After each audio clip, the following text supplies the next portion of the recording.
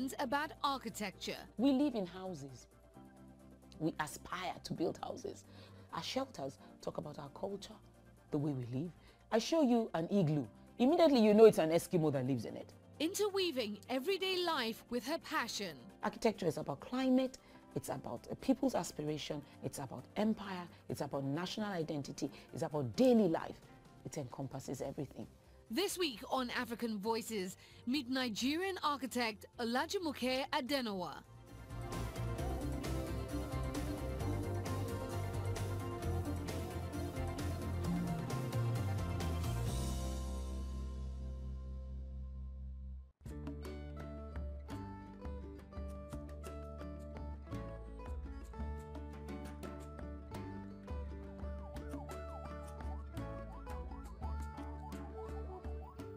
Olajumoke Adenowo was born in 1968 in Ibadan, Nigeria.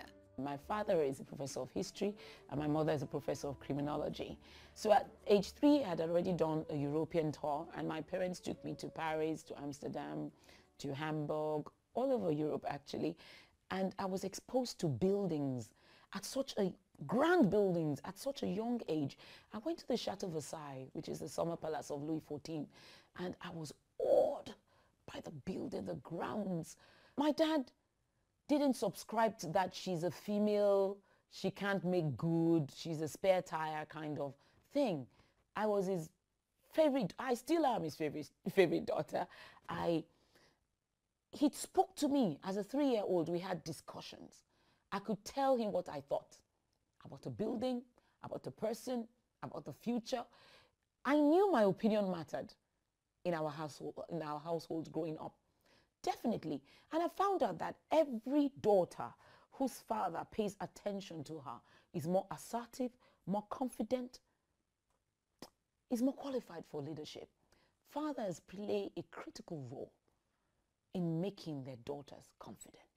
As she went through school, Adenowo thought she would be a doctor, but then discovered her passion was in architecture. I went to Staff School Primary School first. From there I went to Federal Government Girls College, Oyo, which is one of Nigeria's unity schools. And then from them to the Obafemi Awolowo University, which was University of Ife at that time, to study architecture. I was admitted at the age of 14. University of Ife was the only school allowed to take people under 16, so I had to go there. And graduated my first degree at 19. Finishing school at an early age, Adenowo went on to join an architectural firm that opened up great opportunities for her. I designed my first building while working with a firm of architects then. I hadn't started mine, and I was about 23 when I designed it. And it was amazing that my boss will give me such an opportunity. But I worked so hard. I always had a solution. I was always eager. I was always ready. I would be in the office at 11 p.m. on a Sunday when other girls are dancing or something. So I think my boss saw the passion and he gave me a chance.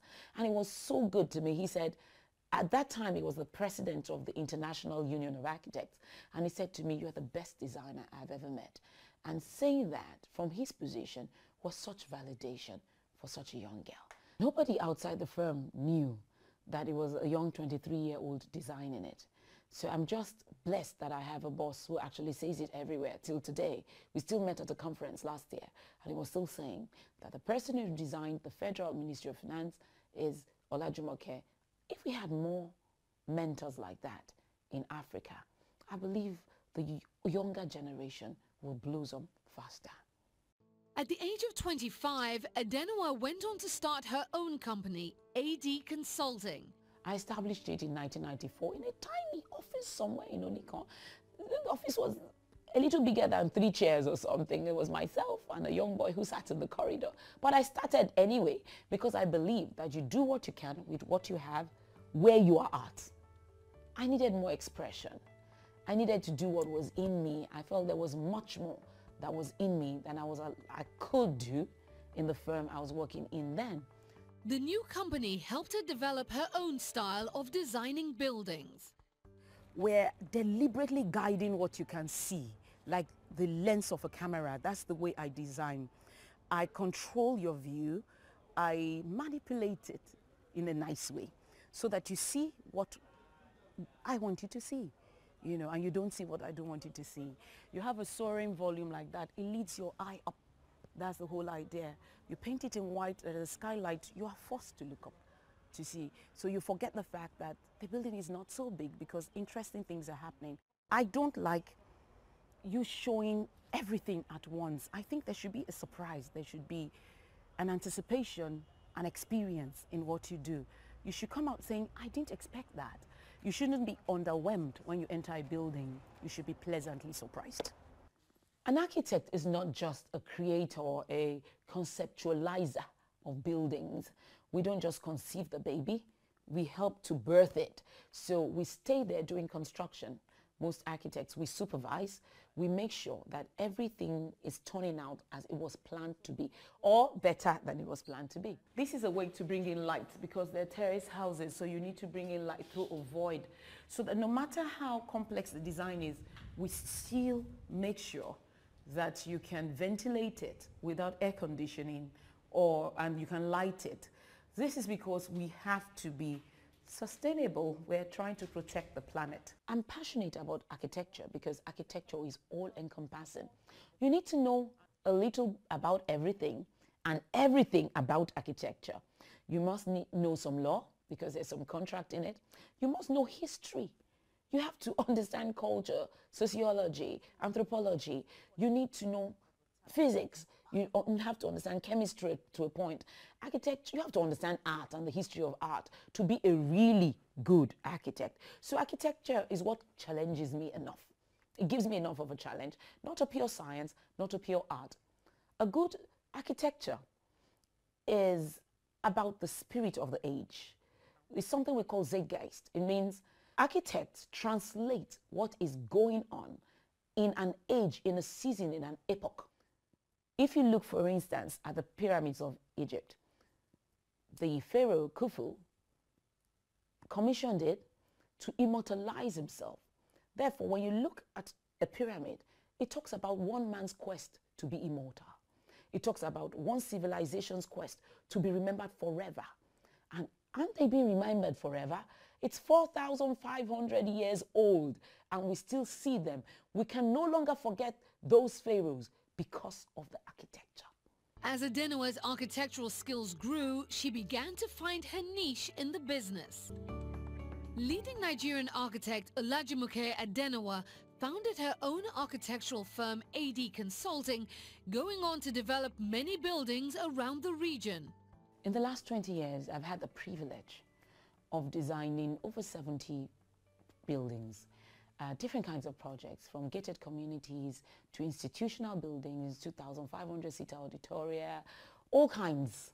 You know, iconic offices for people like Coca-Cola International, interior architecture for Coca-Cola International, L'Oreal Central West Africa, L'Oreal West Africa, various projects, residences, estates. And it's been exciting as a creative. I'm very hands-on till now. I design myself as principal partner. Now we're off to my favorite residence. My favorite office building is my office building. My favorite renovation is the Coca-Cola Atrium. My favorite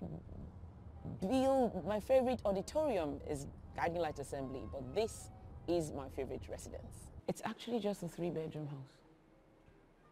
Yes, a lot of people will cram a lot of bedrooms into their house, so this is part of what I love this project.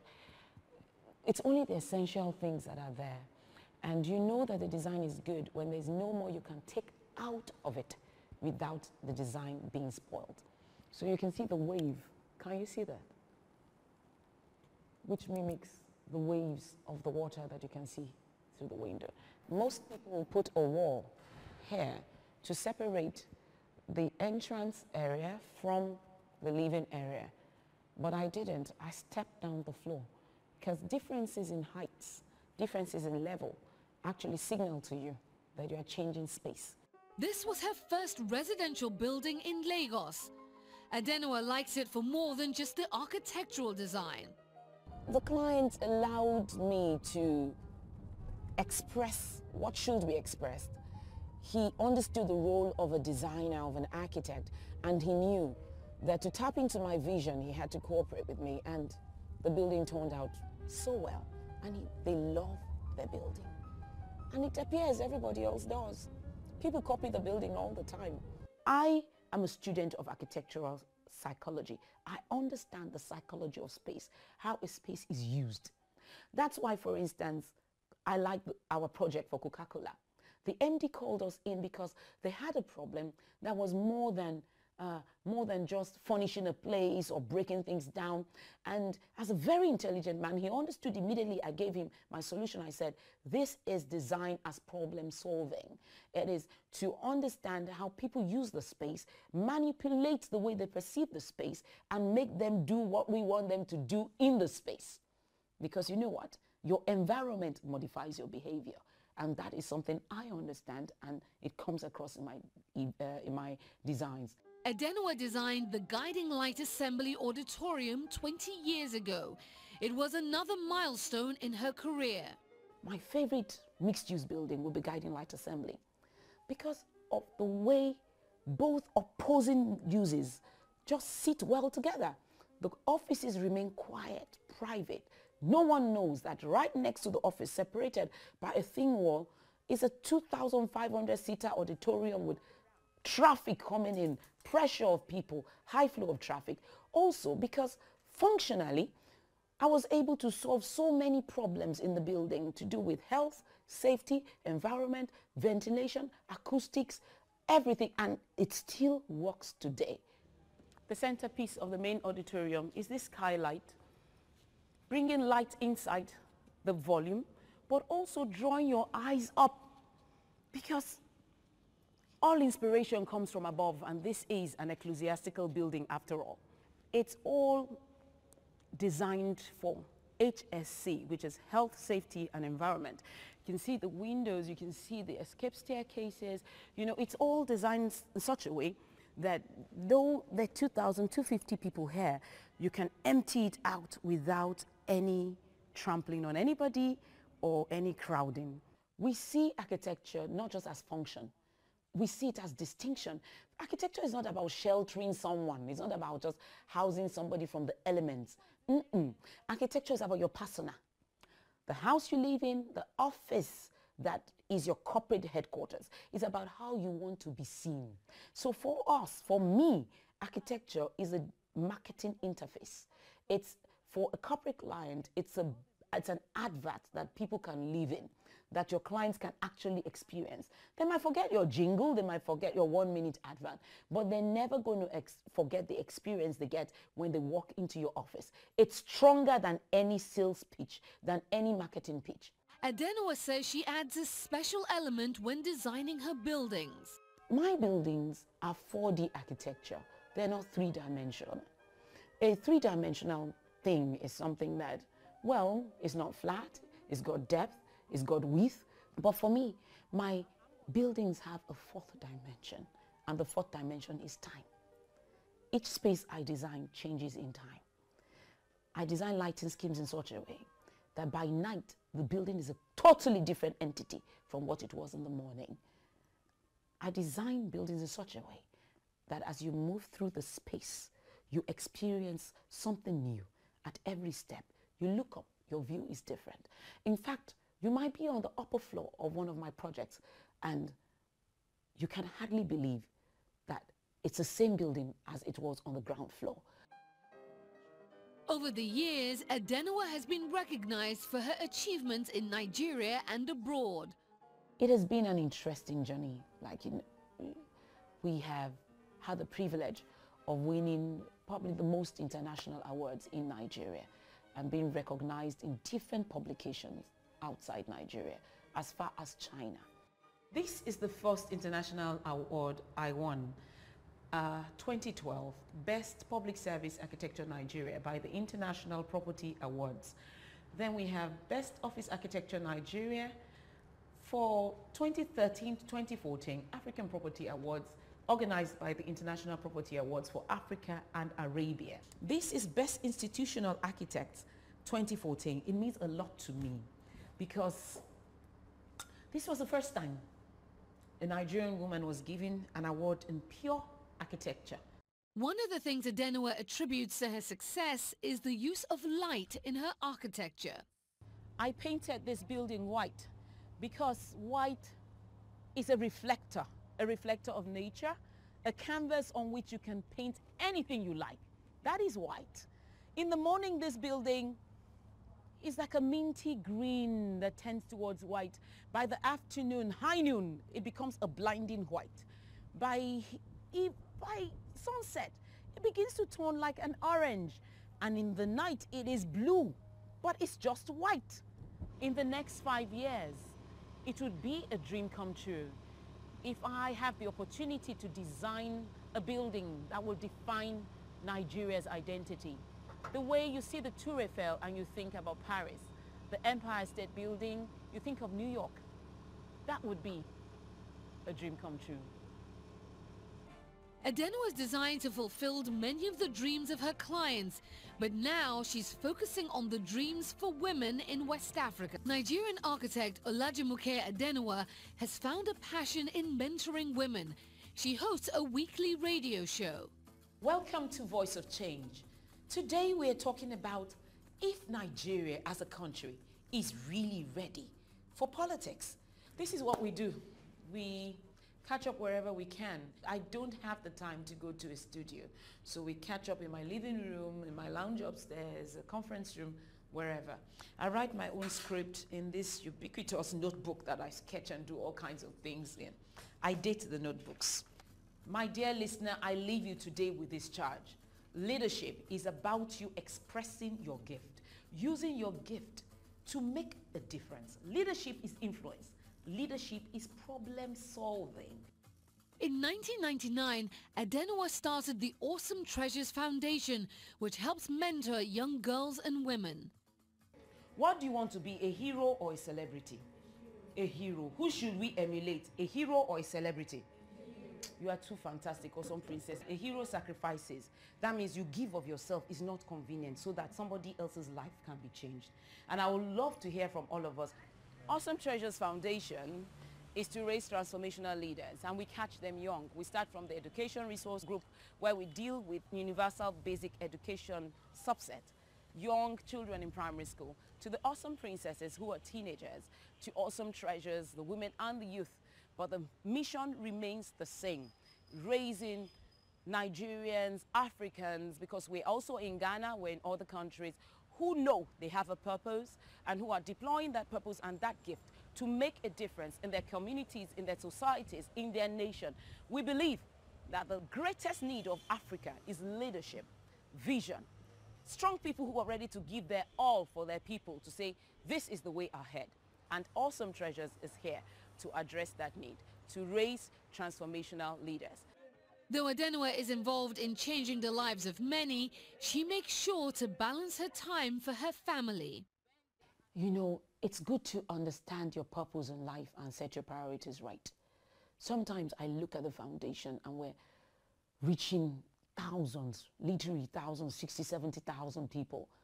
But at the end of the day, my two, I'm accountable to my two and not the 70,000. They say charity begins at home. It doesn't end there, but it begins there. So I do have time for my family. I make them my priority. I see my sons, though they're in boarding school once in 3 weeks, they might as well just be next door. You understand what I'm saying? Because at the end of the day, let's be frank, a woman wants everything. An African woman especially wants everything. We want our relationships intact. We want our marriages intact. We want to have children. And at the same time, because we were schooled exactly the same way the men were schooled, we want to succeed in our careers. But first, get your priorities right. Adenowo draws strength from the desire to make a difference in her generation. The passion comes from my clients. I feed off their energy. I work with discerning clients, people who actually know the difference between good and bad design, people who are discerning enough to understand that art is what we're creating, history is what we're creating, and experience is what we're creating. These are the people who make me enthusiastic, eager. I will do anything for my clients to make sure that their buildings come out the way it should. What gives me energy are clients who understand that an artist is rewarded not for their labor, but their vision.